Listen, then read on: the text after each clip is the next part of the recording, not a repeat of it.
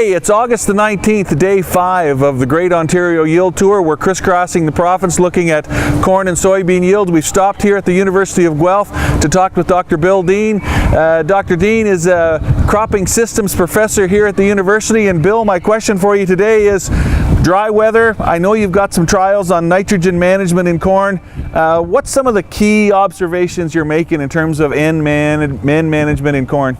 So what we're finding with our long-term trial is that if you've got a dry year, it would suggest that you do have to reduce your N rate.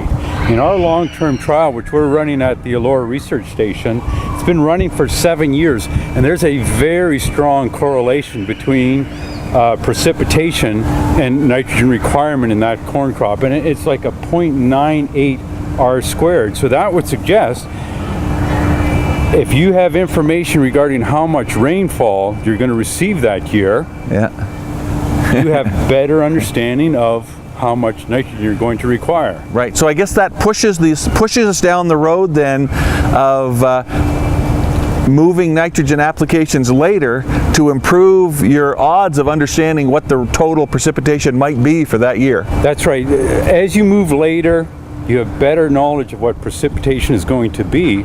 But even there, it's not necessarily precipitation, it's soil available water. Okay. And so when you think about even this year, at side dress time, corn looked good, but we already knew that that soil profile was drying and that you needed above average rainfall to get back to normal. Right. And so even if you're not into those V10, V12 leaf stages, even earlier applications, you may have some information to suggest that it is going to be a drier year on average. Right.